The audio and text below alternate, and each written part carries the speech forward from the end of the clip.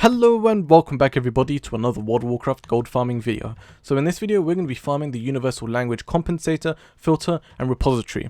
So before you do anything, check your auction house prices for these items to see if it's worth doing for you. They usually range for about 10,000 gold to up to about 20,000 gold, or more or less depending on your server's economy of course. And I do want to make sure you know that this is a very heavy RNG based farm. A lot heavier than some of my other farms, some of my pet farms for example. The drop rate is about 0.02 to about 0.05% from these mobs here. I do think these items can drop off any mob in Draenor. However, the best place to farm this is definitely in Ashran, as the mobs are very densely packed and they have a higher than usual drop rate for these items. So I got a universal language filter within about an hour. I think it was about an hour 10 minutes or about an hour and 20 minutes. So I think from what I've read, you usually get about one every hour, but of course you might not get any, or you might get 3 or 4. So if you're really lucky, you might be making serious gold.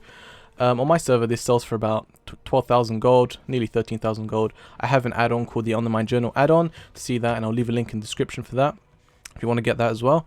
So as for requirements, you are going to need a level 2 trading post. Now I didn't have a level 2 trading post before doing this.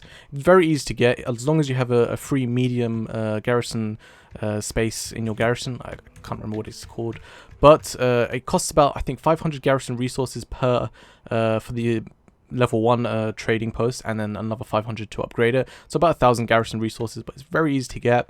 I'm sure you have loads of garrison resources by now, and also you need about 1,000 gold to upgrade it, or to buy the blueprints to upgrade it to a level 2, which you can get from the blueprint vendor in your garrison.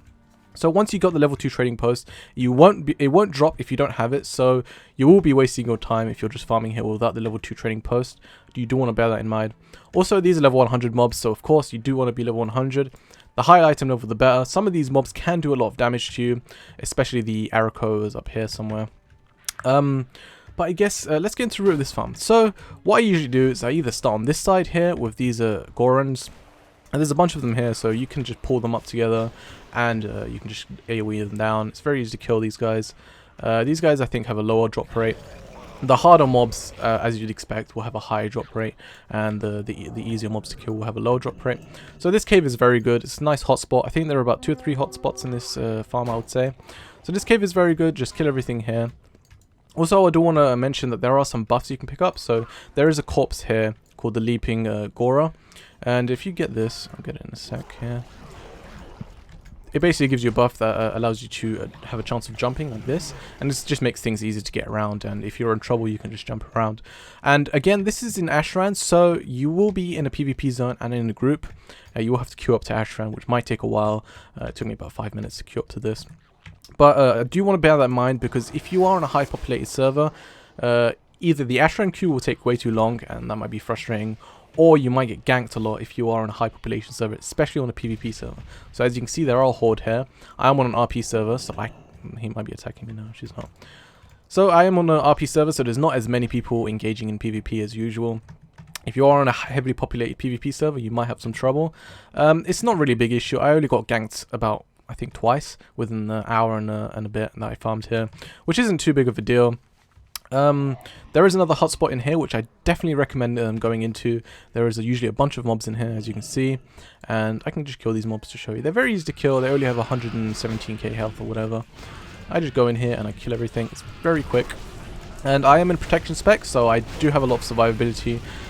It's not really a big deal. These mobs don't do much damage. However, some of the other mobs can do quite a lot of damage. So here you go. Kill them very quickly. And if I loot these guys, they do drop artifact fragments, and I wouldn't really bother about that unless you're into Ashran. You can just buy some potions and stuff, which only really help with PvP, so I will just ignore that. Other than that, let's keep going with the route. So what I do is I always kill these guys. They have a higher drop chance than the other mobs.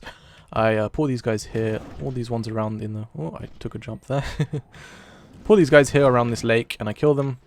Another thing is, other players can tag your mobs, and I'm not sure if they can actually steal your items.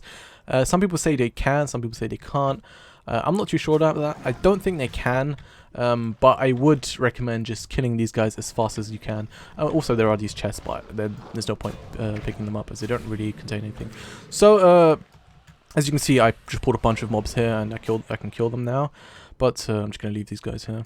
Also, you can get these hollowed stumps, which contain things. We'll just ignore those, they don't really drop anything useful. So then just come up here. You don't actually need the jumping buff to get up here, it just makes things easier. I actually should heal myself before doing this here. So yeah, here is a quite difficult place. These mobs do quite a lot of damage. I think it's because they do spell damage and my arm, it goes straight through my armor. So it does a lot of damage. I can show you in a sec now. If I pull these guys here, I think they'll cast some spells.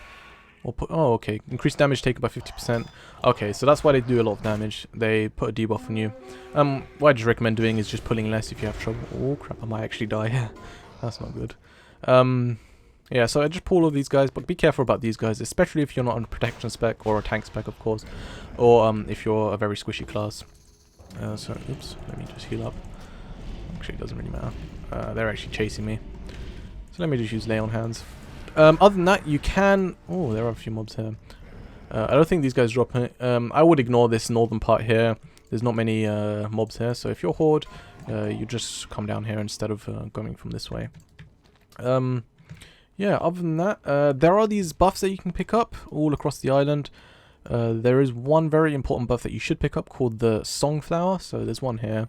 You can pick them up from just this area here.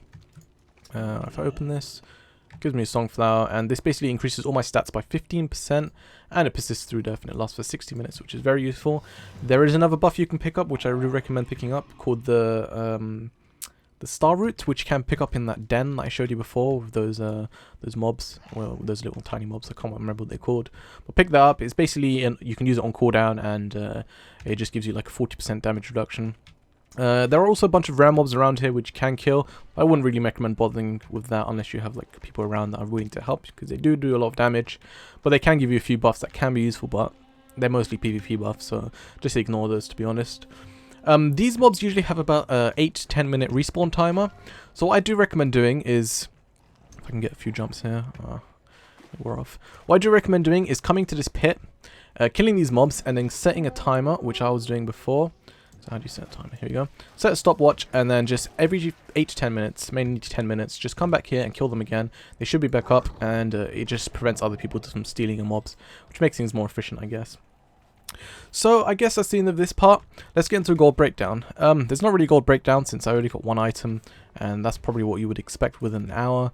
I got about 12,000 gold, or 13,000 gold if I saw this on the auction house, and these things do sell very quickly and are very high in demand. I think they are used to, well, they should be used to, there's a mobile auction house thing in your trading post, and if you get enough parts, you can basically have an auction house in your garrison. So these are very high in demand, and they go for quite a lot, depending on your server's economy, of course. But I guess that's going to be the end for this. My final thoughts on this farm is, if you like RNG based farms, this is definitely the thing for you. You do need a decent item level at least. I am item level 691, and I'm in protection spec again, so I do have a lot of survivability. But other than that, guys, I guess that's the end of this video. Like and favorite if you enjoyed, and subscribe if you want to see more gold guys like this from me in the future. And until next time, guys, bye!